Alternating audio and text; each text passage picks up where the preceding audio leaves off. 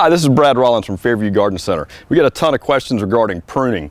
Not every plant has to be pruned. I always tell people to remember the 3 Ds: dead, diseased, and deranged. You can remove dead plant material, diseased plant material, or branches that might be shooting out in odd directions from a central point at any point during the year.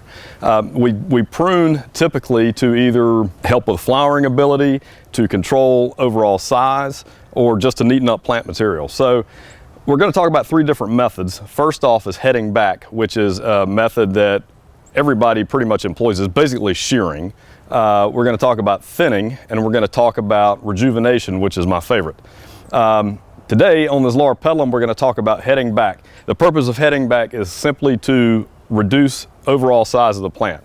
You really don't want to do this more than 1/3 of the plant height, so I'm kind of looking at this lower pedalum at a little over, about thigh high, I suppose, and we're just going to come in with some hand pruners and cut these branches back. What are you going to use? Well, we're going to use hand pruners. This is a bypass pruner. It's called such because the blade actually bypasses a fixed point, resulting in a clean cut. A lot of box stores sell anvil style pruners, which the blade actually crushes plant material against the fixed point. We don't want to do that. We want a clean cut so that it heals and we have less potential disease and pathogen influx. This is a pair of loppers. It's a bypass pruner on a much larger scale. We use this to cut branches greater than about 1 inch in diameter.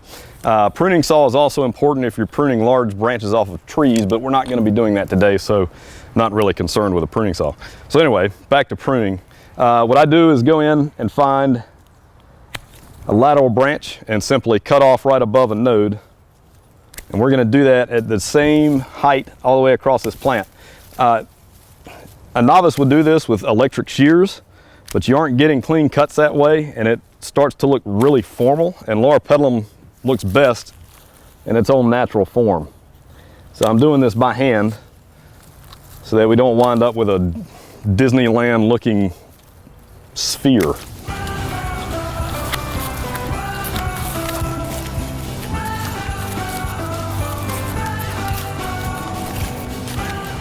Okay, so now we've got the finished product here. The reason I like to prune by hand is the lower pedalum still has its own form and it's moving in the wind. If I had taken a pair of shears and rounded this thing off and just cut it back to really thick woody stems, it'd look like a big cube or a sphere. I prefer it to have a little motion to it like it has here. Lower pedalum is a fast grower, so you might have to do this again towards mid to late summer. But what we have done today is effectively and horticulturally appropriately reduced height without using shears.